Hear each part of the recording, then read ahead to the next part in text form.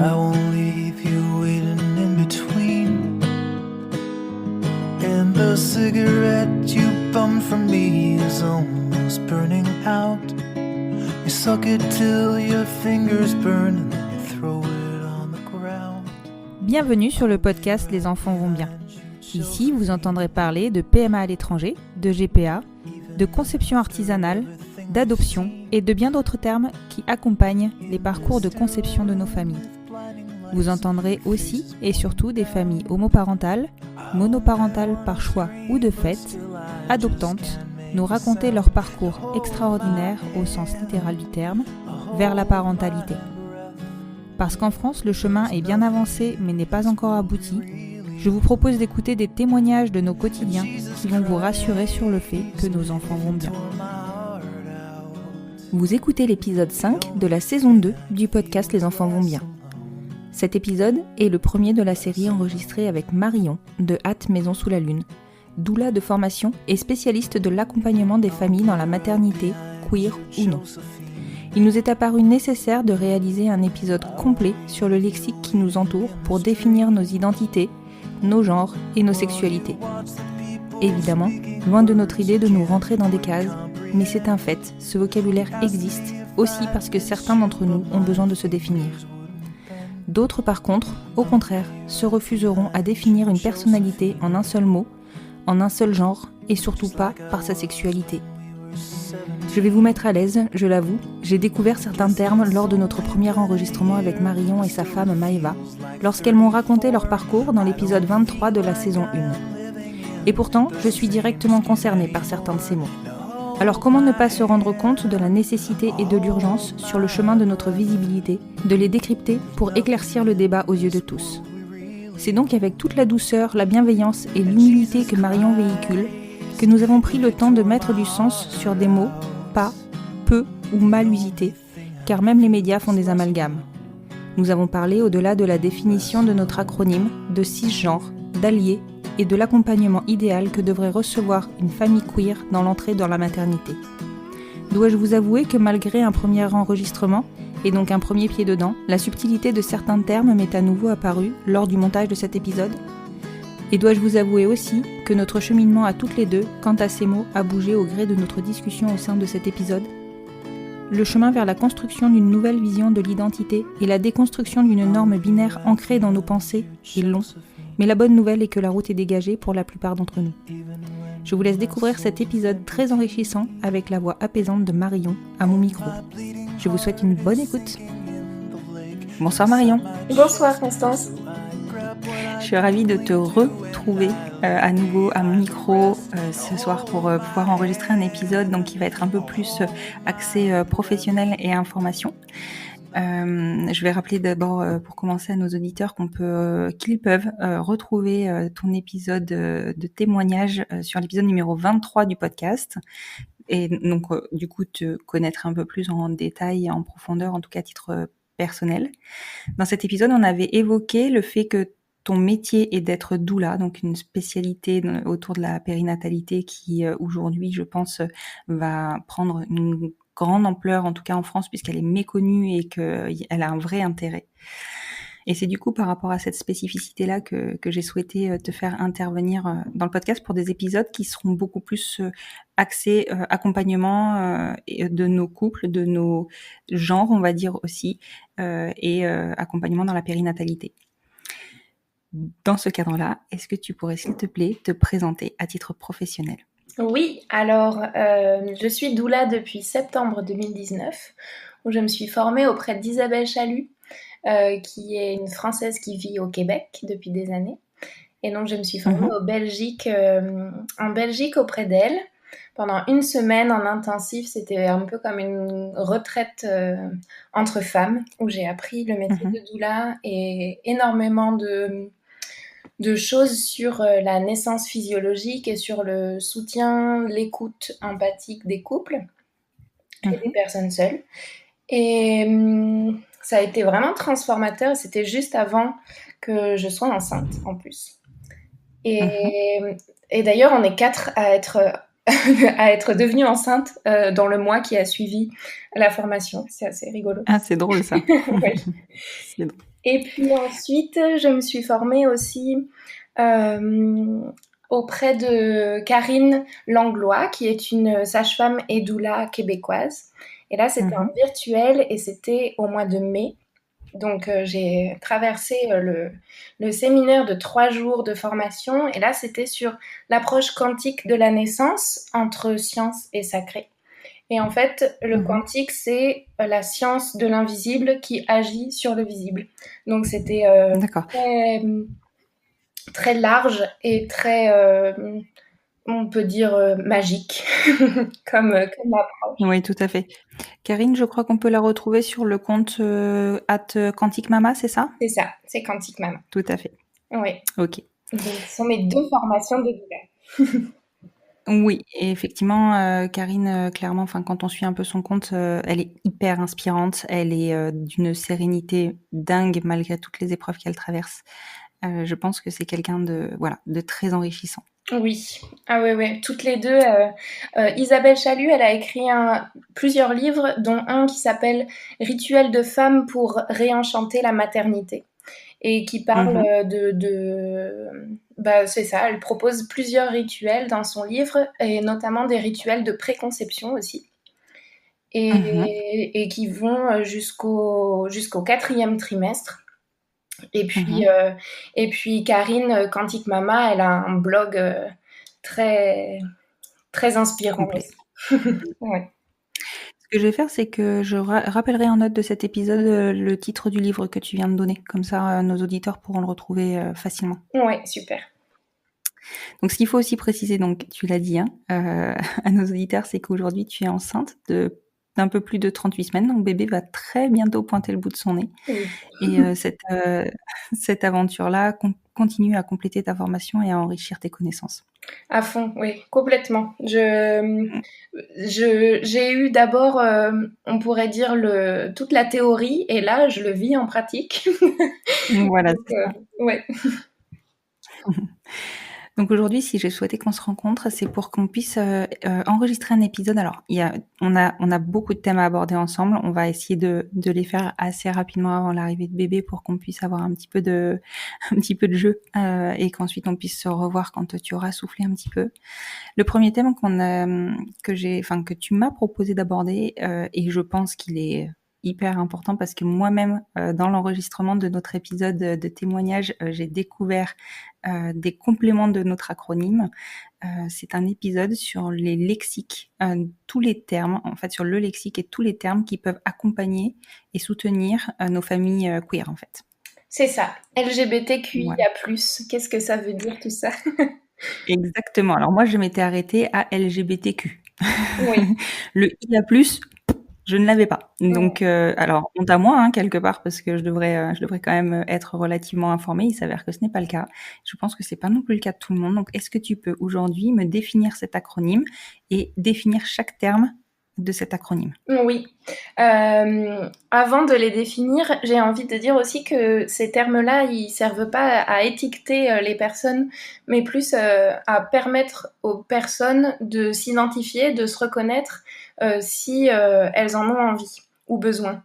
Et parce que Oui. on m'a posé la question, on m'a dit « Ah, mais je pensais pas que par exemple, pour les personnes non-binaires, elles avaient besoin de se reconnaître dans la non-binarité. Sauf que sans reconnaissance, il n'y a pas d'existence. Et c'est pour ça que l'acronyme LGBTQIA+, il a son importance pour nos familles. Tout à fait. Alors du coup, est-ce que tu peux commencer par définir non-binaire? Oui. Alors, non-binaires, ce sont les personnes qui ne se reconnaissent pas ni dans le genre féminin, ni dans le genre masculin, quel que soit leur sexe. Donc en fait, peut-être que je vais faire lettre après lettre. Oui, ce sera le plus simple. Ouais. LGBT, L, lesbienne, donc ce sont 2 personnes qui se reconnaissent dans 2 personnes ou plus d'ailleurs. Une lesbienne est une personne qui se reconnaît dans le genre féminin, qui est attirée sexuellement ou romantiquement. Je sais pas si ça se dit romantiquement. Non, alors je sais pas, enfin je pense que oui, en tout cas c'est très clair. Enfin moi je trouve que c'est très clair. qui est donc qui a son orientation sexuelle ou romantique, ça va vers une autre personne qui se reconnaît dans le genre féminin. D'accord. Donc ça, c'est à peu près clair pour nous toutes. Voilà. Voilà. Le G de LGBT, c'est gay, donc c'est la même chose pour des personnes qui se reconnaissent dans le genre masculin. Voilà, donc qui est à peu près connu de nous tous, pour le coup. Oui. Bisexuel, au féminin comme au masculin, ce sont des personnes qui sont attirées autant par des personnes qui se reconnaissent dans le genre féminin ou masculin. D'accord, mais qui elles sont bien ancrées dans leur genre. Peu importe en fait.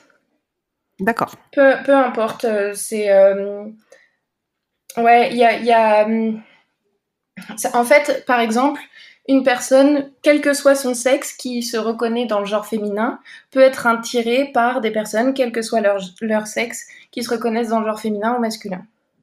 D'accord, ok. Mais il y a quand même une différence avec la pansexualité qui vient dans Voilà, les plus c'est ça que je veux en dire. LGBTQIA+, où les personnes pansexuelles, elles sont attirées par des personnes, peu importe leur sexe. Donc, la différence avec la bisexualité, c'est que une personne bisexuelle, elle va être attirée par cette personne qui se reconnaît, qui est un garçon ou pas, qui est un homme, et par cette personne qui est une fille, qui est une femme. Donc, alors que la personne qui est pansexuelle, elle va pas se dire en ce moment je suis avec un mec ou avec une meuf. Elle va juste être avec une personne. Oui, en fait, c'est ça. Elle est attirée par une personnalité. C'est ça. D'accord, ok. C'est vrai que la différence est pas simple à saisir, en fait. Oui, oui, c'est vrai. Donc, on en était au T. Ouais. Peut-être que pour définir un peu plus, pendant un long moment, les personnes autour de moi disaient que j'étais bisexuelle parce que j'ai été en couple avec des hommes et en couple avec des femmes. Qui étaient cis, dans les 6 genres que je définirai tout à l'heure, dans les deux cas. Et donc, le fait que je sois avec des hommes ou avec des femmes, on m'a dit, ah, en fait, tu es bisexuelle. Et moi, je disais, bah, en fait, non, je me sens pansexuelle quand je suis en couple avec une femme et je me sens pansexuelle puisque je sais qu'un homme peut me plaire. Pour autant, quand je suis avec un homme, je sais que je suis lesbienne. Donc, d'accord. En fait, tout ça, ça dépend vraiment de comment on s'identifie et comment on s'identifie sur le moment. Oui, voilà, c'est ça. C'est aussi une question de moment. On ne devient pas lesbienne d'un coup, ou on dit souvent elle est devenue lesbienne, elle a changé de bord. Et en fait, il n'y a pas vraiment de... Oui, c'est ça, ça dépend de comment on se définit à ce moment-là, et ça peut évoluer, et tant mieux. Voilà, c'est ça. C'est exactement là où je voulais en venir, c'est qu'en plus de ça, on est tous capables d'évoluer, et tant mieux, sinon la vie serait, je pense, morne. Oui, c'est clair. Ok. Ouais. Alors, donc du coup, je te disais, on en était au T de LGBT. Alors, le T de LGBT, souvent, en fait, l'acronyme s'arrête au T, LGBT.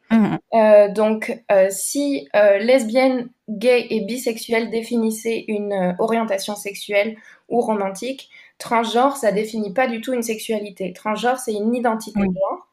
Et donc, les personnes transgenres, et on fait bien attention à comment on utilise ce terme, on dit pas les trans, on dit les personnes trans, parce que c'est un adjectif, en fait, c'est pas un nom. Donc, la personne transgenre, c'est une personne dont le genre n'est pas celui qu'on lui a assigné à sa naissance, contrairement à une personne cisgenre. Donc voilà, qu'on a donc défini. La personne cisgenre est donc une personne qui a le même sexe que celui qui lui a été attribué à la naissance.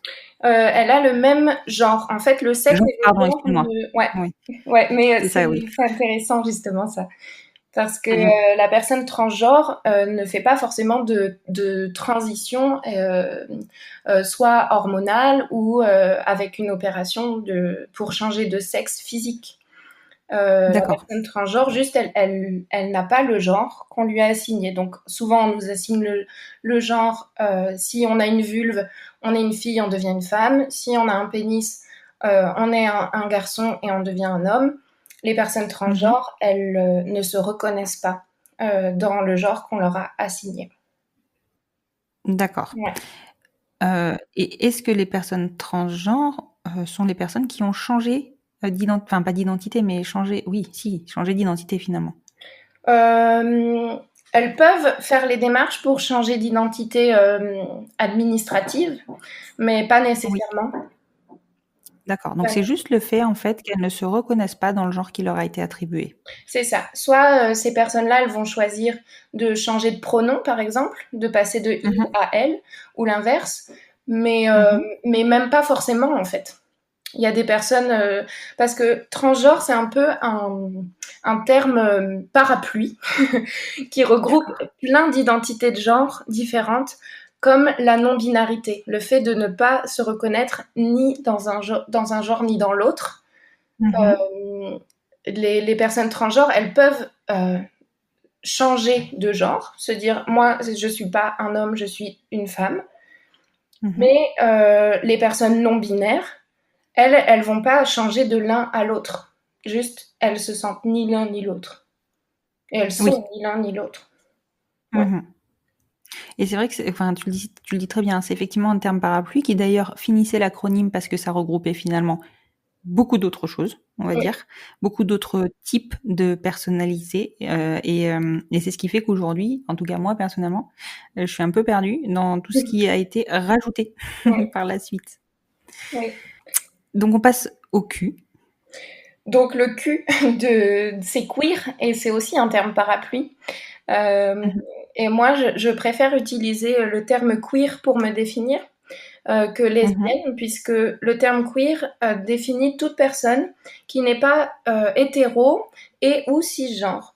Donc, moi, Mmh. j'aime utiliser le terme queer plus que lesbienne, puisque lesbienne vient me définir en fonction de ma sexualité, alors que si je dis que je suis queer, personne ne va me demander pourquoi je suis queer ou si avant mon genre il était masculin ou si c'est parce que ma sexualité est d'être attirée euh, par une femme et d'être mariée avec une femme. Donc en fait, ça me définit pas en fonction de ma sexualité et c'est ce qui me plaît dans ce terme. Mais encore une fois, Ouais. c'est à chaque personne de choisir si elle a envie de se définir dans quel de ces termes de l'acronyme elle a envie de se retrouver, quoi. C'est vrai que les 3 premiers termes de l'acronyme, définissent clairement une sexualité. Oui, Mmh mh.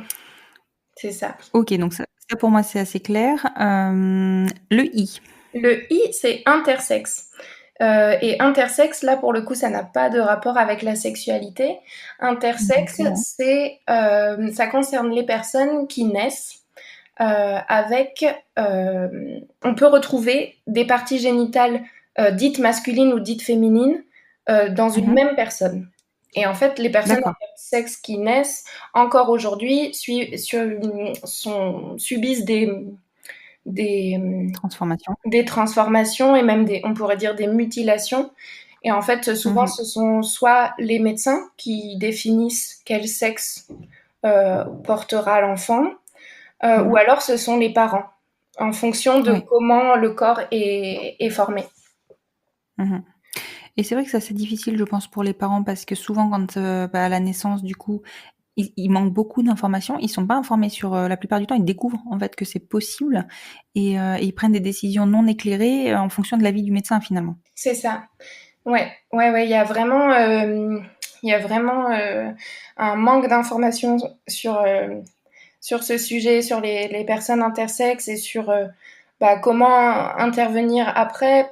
Qu'est-ce que ça fait de laisser à cet enfant son identité intersexe et, Mmh. Ouais, il y a vraiment un gros manque.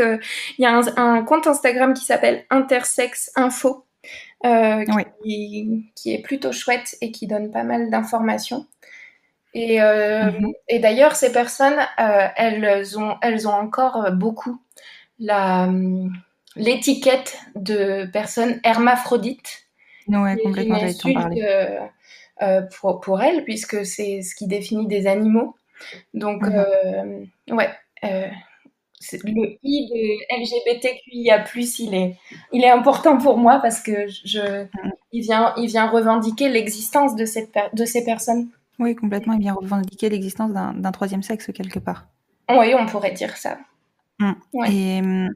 Et effectivement, je pense que c'est vraiment hyper important d'informer. Et d'ailleurs, je ne sais pas si toi, tu as notion peut-être d'un ratio de naissance. Alors, je pense que c'est très marginal, mais il y en a quand même un certain nombre par an Ouais, je sais de pas ces du tout. naissances.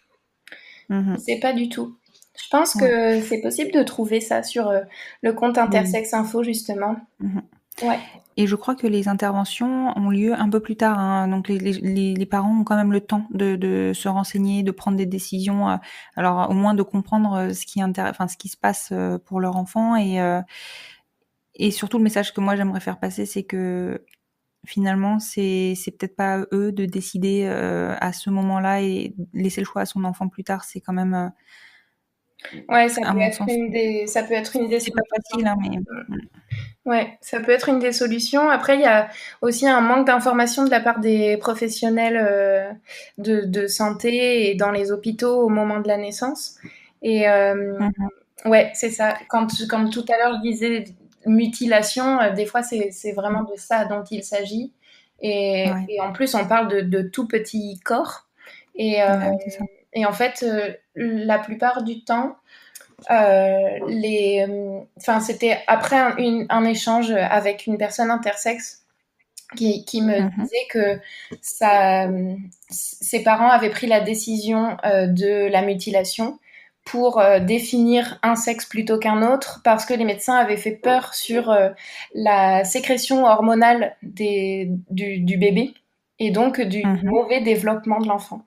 Donc peut-être que dans certains Ouais. cas ça peut arriver, mais cette information-là, on sait qu'elle est erronée aujourd'hui et que Mhm. ça dépend vraiment beaucoup de plein de choses, mais comme la bonne santé de tous les enfants, de comment ça s'est passé pendant la grossesse, comment s'est passée la naissance, et puis comment le bébé se développe une fois qu'il est né. Mais Ouais.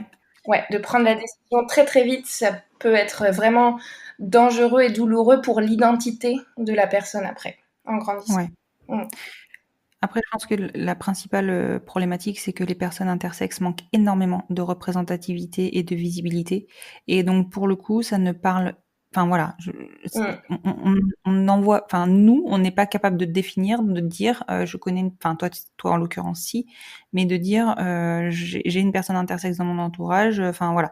Mm. C'est quelque chose qui est encore beaucoup, beaucoup trop peu démocratisé. Oui. Oui, et puis peut-être même qu'on en a dans notre entourage, mais sans le savoir, puisque peut-être la décision a été prise très vite et donc on le sait pas. Et peut-être même cet enfant-là ne le sait pas. Oui, c'est possible C'est aussi. fou.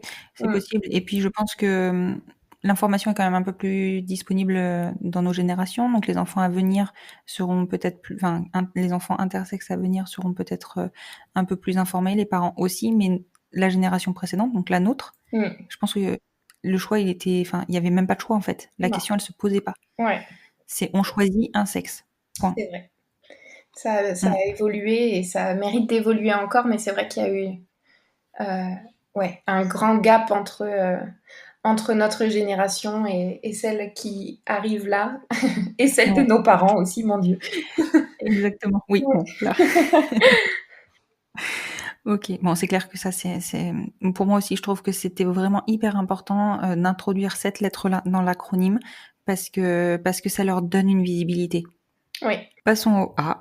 Alors le A, on ne sait pas encore, ça dépend des personnes qui choisissent un petit Mhm. peu ce que veut dire le A. Il y en a qui disent que ça veut dire alliés, les alliés des personnes Ouais. LGBTQI.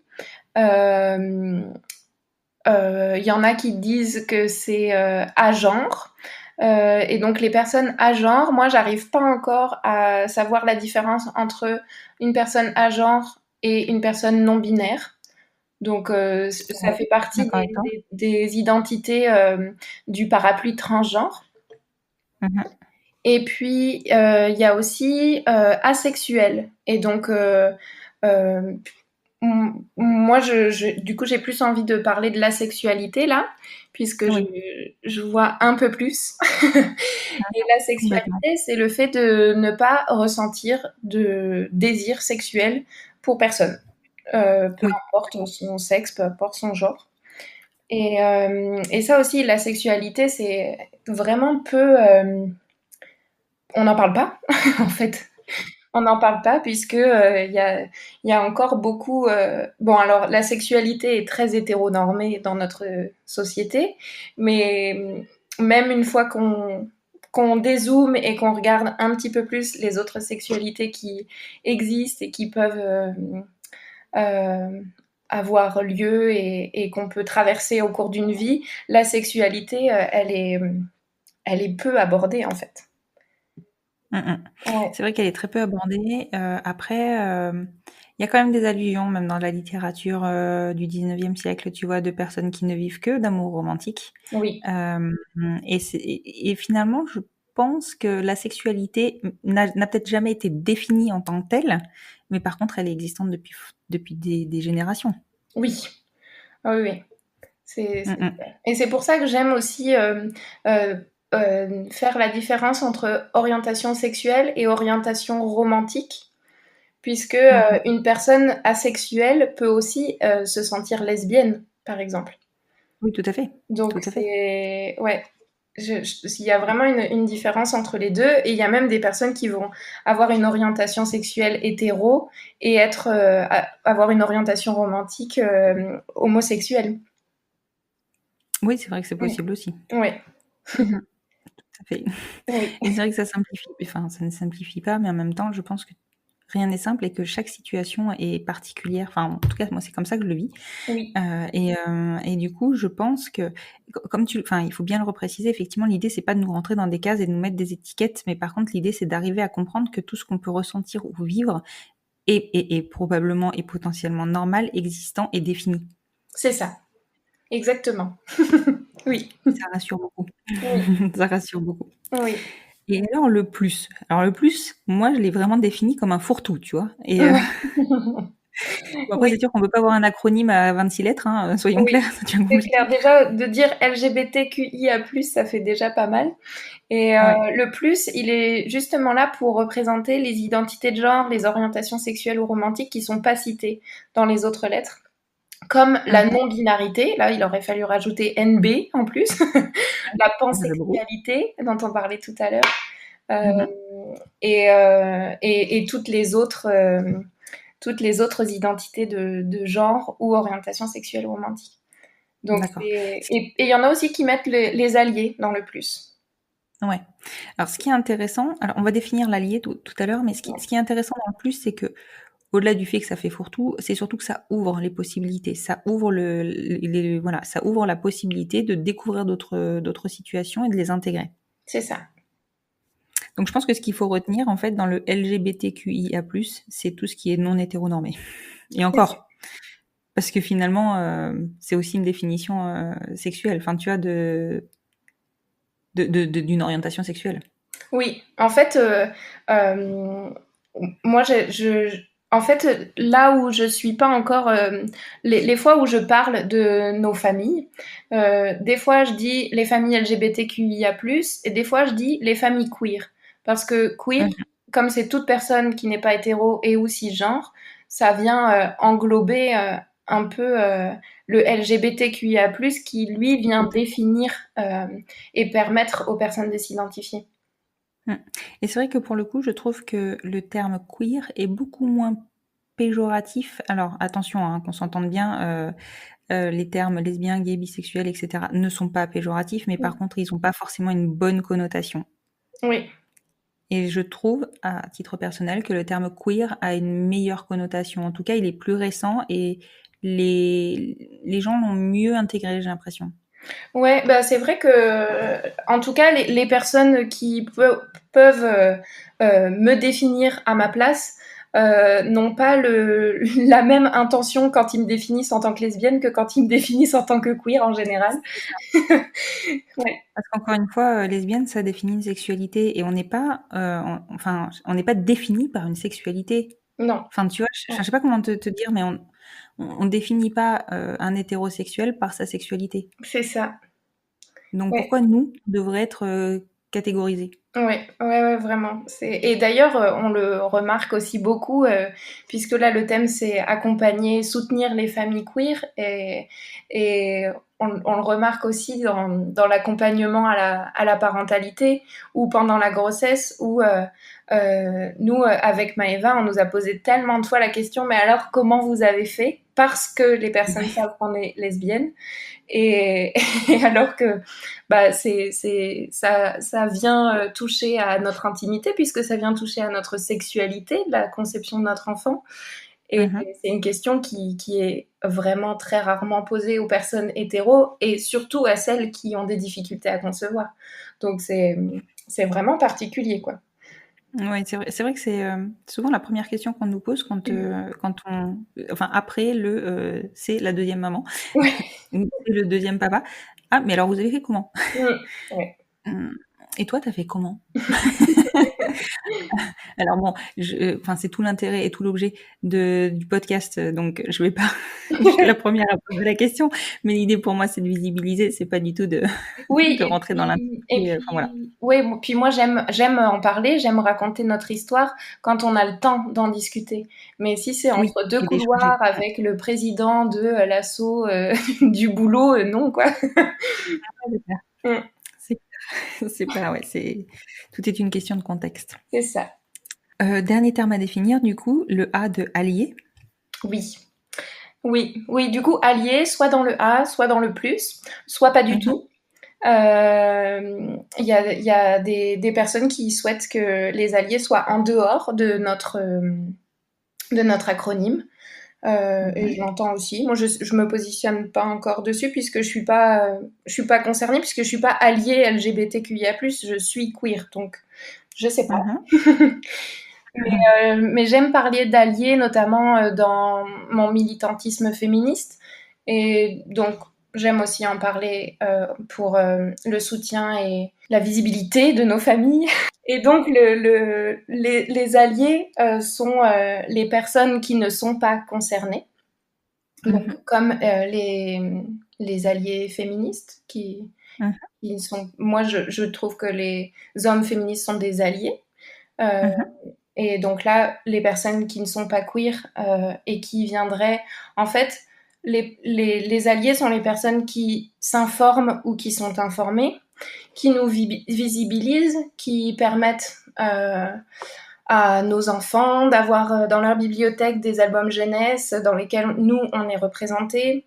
Par exemple, à l'école, une maîtresse d'école qui serait pas du tout queer, elle pourrait choisir que dans sa classe, il y ait des livres qui représentent des personnes queer.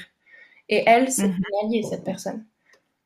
Oui, complètement. De nous donner la parole, de nous écouter, de ne pas parler à notre place. Tout ça, et aussi de reprendre quand il y a des insultes homophobes ou transphobes qui sont dites à un repas de famille avec le fameux oncle Michel. C'est mon exemple à chaque fois, donc j'espère que personne n'a un oncle Michel, mais où on entend très souvent, mais même dans la rue ou même dans les cours d'école, enculé, tapette, travelot, toutes ces insultes, en fait, de venir les reprendre comme on reprend aujourd'hui, j'espère, les insultes racistes. Oui, alors je pense que pour le moment, on reprend peut-être plus les insultes racistes parce que le travail a été fait de plus longue haleine. J'espère, alors même si je sais que c'est encore le quotidien de tellement de monde, mais voilà, nous on a encore un peu de chemin à faire. Oui, c'est ça.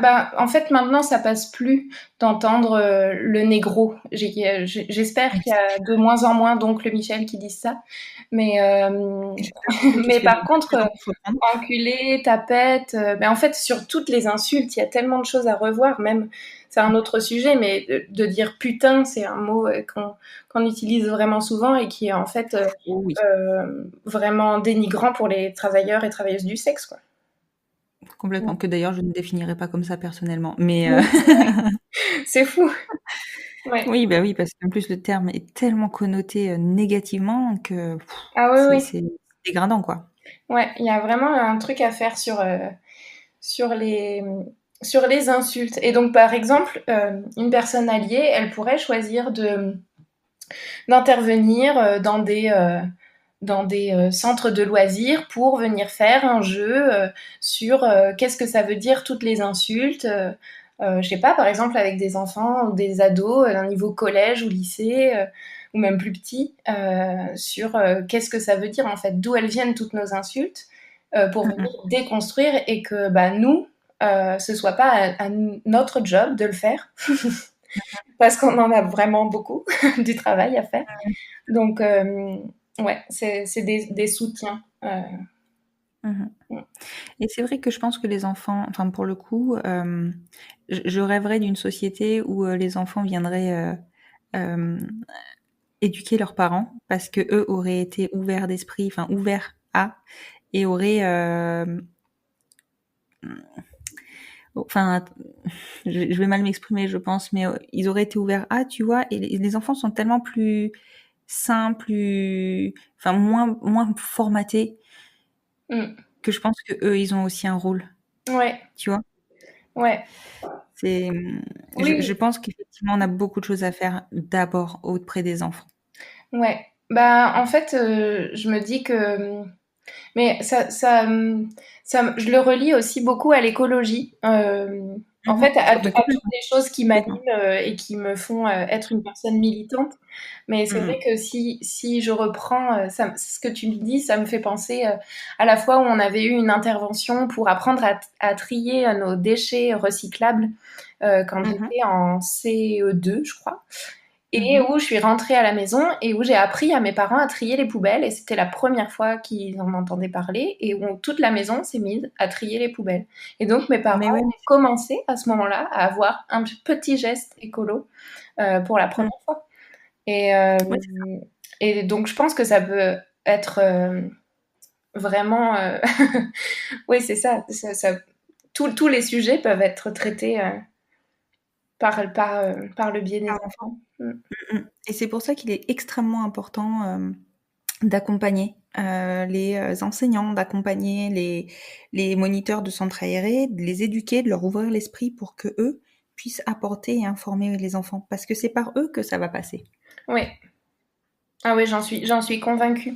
J'en suis Mm, mm, convaincue. Je pense qu'il y a plein d'actions à faire aussi pour, en direction des adultes, notamment sur les personnes qui accompagnent. Bah moi, comme je suis doula, mon credo, c'est les professionnels de la périnatalité. Et donc, mhm, moi, je vais venir euh, euh, permettre aux professionnels de la périnatalité d'être informés. Je vais venir leur donner des informations, voire les former. J'aimerais faire ça mhm. à plus long terme. Et donc là, je viendrai intervenir en direction des adultes, mais c'est les adultes qui accompagnent les personnes euh, qui sont concernées.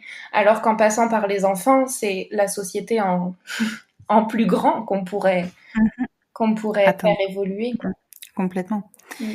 Ça me permet de rebondir en fait sur un thème qui est, je pense, très important. C'est justement, puisqu'on vient d'en parler, c'est comment être une alliée ou un allié conscient ou consciente. Euh, alors, bah, justement, oui, de s'informer.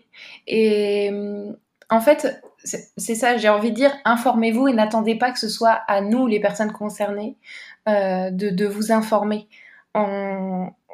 C'est comme, je le relie beaucoup au féminisme, encore une fois, mais Mhm, de demander systématiquement aux femmes d'informer les hommes sur comment être, être un allié. mhm. Non, on n'a plus besoin de vous materner, messieurs, faites-le vous-même, il y a plein de ressources partout. Et ben, dans le cas d'être un allié ou une alliée conscient ou consciente, c'est la même chose, de s'informer. Et pour s'informer pour se déconstruire. Et il y a plein de comptes Instagram, parce que c'est un réseau social que j'aime beaucoup, de comptes Complètement. Instagram. Donc, par exemple, peut-être tu pourras les mettre en note d'épisode ou on les mettra à l'écrit. Et puis, il y Oui, a des complètement. Je ferai un podcasts post, aussi qui existent, comme Les enfants vont bien, qui permettent de notamment. s'informer. Et j'espère qu'il n'y a pas que des familles concernées qui écoutent. J'espère qu'il y en a plein, des familles concernées qui écoutent, parce que ça fait du bien de se sentir représenté, de pouvoir enfin s'identifier. Mais Mhm. j'espère qu'il y a aussi des familles hétéros et cis qui écoutent ce podcast et qui nous entendent en fait, qui nous offrent du temps dans leur journée pour nous écouter et pour nous permettre d'exister dans leur vie, dans leur représentation. Ouais, je t'avoue que c'est vraiment. J'avais deux objectifs en fait en créant ce podcast. C'était le premier, évidemment, de faire partager nos parcours pour que d'autres familles puissent se lancer dans leur parcours aussi, faire comprendre que c'était complètement faisable, envisageable et en plus ouvrir les options. Et la deuxième, et c'est celle qui me semble actuellement la plus difficile à atteindre, le deuxième objectif, c'était vraiment de nous faire, enfin, de nous visibiliser, de faire découvrir nos familles à des personnes qui auraient envie de militer pour nous peut-être, ou même de découvrir, de comprendre. Et je pense que par cette ouverture d'esprit, on dédramatise tout ce qui tourne autour de nos familles. Oui. Ah oui, oui, j'en suis convaincue. Merci de le faire exister, ce podcast. Je t'en je t'en prie. Tu évoquais aussi, et je pense que ça et on en a reparlé tout à l'heure, du fait de passer par les enfants et le fait de normaliser nos schémas familiaux auprès des enfants, ne serait-ce que par le biais, enfin parce que ça c'est quand même, moi ma première fille était persuadée que Aude était un papa Ah oui. parce que parce qu'on lui lisait des histoires uniquement avec des papas et des mamans. Alors nous, voilà, ça, pour nous, Ouais, c'était acté qu'on était deux mamans, tout ça. Mais tu vois, pour un enfant, c'est pas forcément évident. Il a besoin de modèles, de se représenter. ouais, Et aujourd'hui, on a encore trop peu de littérature enfantine qui nous représente, et de littérature tout court d'ailleurs, j'ai envie de dire, qui nous représente. ouais. Je pense qu'il faut vraiment, vraiment arriver à intégrer et à faire intégrer et à développer la littérature autour de, alors je parle pas que de nos familles queer, mais de l'ensemble des familles qui peuvent exister. Ah oui, oui, même sur les représentations aussi des personnes racisées, par exemple, pour Non. trouver un livre dans lequel il y a une représentation, me- ouais, c'est ça, de personnes queer, de personnes racisées, de personnes en situation de handicap, mais soit c'est le sujet principal, donc Mhm. je sais plus, il y en a des très chouettes, je sais plus comment il s'appelle cet enfant, à deux papas, ou les deux papas Jean, de... Ouais, non? je sais plus. Mais il est super, ce livre, n'empêche que c'est le sujet principal du livre. Donc, Oui, c'est ça. Donc ça il peut pas catégorise, juste aller à l'école comme les autres, cet enfant. c'est ça. Ou aller sur le pot, ou... Enfin, il y en a plein des sujets à traiter. C'est- Complètement, complètement, avec différents types de familles qui pourraient être représentées à ce moment-là. Mais le Ouais, thème ne serait pas cette famille-là précisément. ouais. Alors c'est important aussi, parce qu'il faut pouvoir expliquer aux autres enfants. Donc c'est très important aussi qu'il y ait des livres qui expliquent les différents types de familles. Ouais, Mais enfin, ce qui manque vraiment, c'est le fait d'être représenté dans des histoires lambda en fait. ouais. Ouais, ouais, c'est assez impressionnant. Ça, c'est une Alors bonne c'est action pour des alliés illustrateurs ou illustratrices ou, ou complètement. auteurs ou autrices de littérature jeunesse. Exactement, intégrez-nous dans vos Oui. histoires. Oui. Intégrez toutes les familles dans vos histoires. Il y a de tout et au contraire, enfin voilà, on le sait, il y a 50% des mariages qui finissent en divorce. Euh, Aujourd'hui, ces familles qui sont recomposées, elles sont pas assez représentées non plus, alors que pourtant, il y en a tellement. Enfin, Mm. c'est voilà, voilà, il faut vraiment qu'on fasse évoluer les choses. Ouais, ouais, ouais, Donc complètement. effectivement, ce que je vais faire, c'est que je pense que je vais faire un post sur Instagram global où je vais traiter en fait de l'ensemble des actions qui peuvent être réalisées pour être des alliés conscients. Oui, super. Je te remercie beaucoup Marion. Je pense que c'est beaucoup plus clair en tout cas pour moi, c'est beaucoup plus clair. On a traité de l'ensemble des lettres de notre acronyme et on y a rajouté le A de allié parce que pour moi, effectivement, alors ça n'est qu'un avis personnel, mais le A de allié, il s'ajoute à notre acronyme, mais il n'en fait pas partie. Ouais. En tout cas, on en a besoin de ces alliés, clairement. Oui. Donc, je pense qu'en tout cas pour moi, tout est beaucoup plus clair. Et je te remercie beaucoup parce que je pense que c'était nécessaire de refaire de redéfinir en fait l'ensemble de des lettres de cet acronyme et aussi et surtout pour les gens qui n'en sont pas, qui n'y réfèrent pas en fait, qui n'en font pas partie. Oui. Oui, j'espère que j'ai été claire en définissant avec ma vision actuelle de ce que j'en sais à force de discussions et d'échanges sur le sujet avec des personnes concernées. J'espère que je ne me suis pas trompée et que je n'ai pas... parce que c'est toujours délicat puisqu'il s'agit d'identité. Et donc, j'espère que j'ai été juste dans la définition de chacun de ces termes. Et si c'est pas le cas, j'aurais envie d'en discuter avec grand plaisir par les personnes qui se sont senties peut-être bousculées par mes mots qui étaient maladroits. Voilà. Je suis toute ouverte. En tout cas, clairement, enfin, ce qu'on peut retenir, c'est que ça a été fait en toute bienveillance et que tu es ouverte à la discussion et donc à la correction. Et s'il y a besoin, on corrigera sans problème. Oui, tout à fait. C'est important pour moi de le dire. Mais je le comprends. Et moi aussi, je t'avoue que je fais encore et j'en fais des erreurs. Et des fois, je ne me rends pas compte, c'est pas non plus volontaire.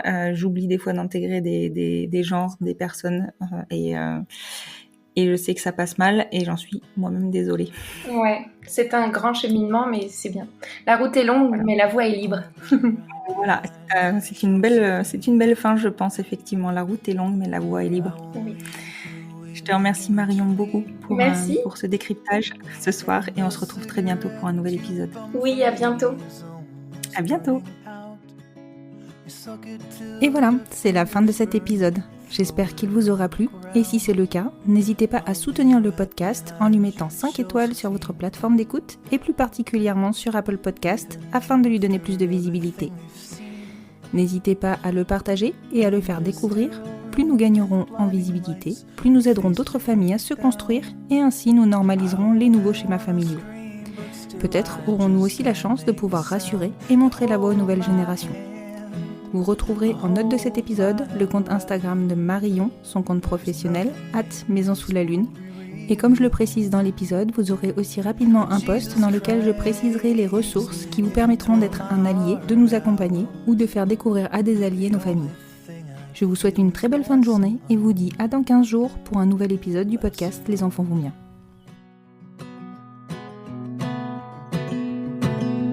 I'll be right behind you, Josephine. I won't leave you waiting in this dream. While you watch the people speaking words you can't quite comprehend. You asked me if I'd pinch you, but my fingers wouldn't bend. I'll be right behind you, Josephine. Just like I was when we were 17. I guess it's only been a year, but still it feels like 34. I don't feel like I am living in the same skin anymore. Now hold my hand, I'll hold my breath. There's nothing in this world we really own. And Jesus Christ, if you tore my heart out, the only thing I'd feel is less alone. Less alone.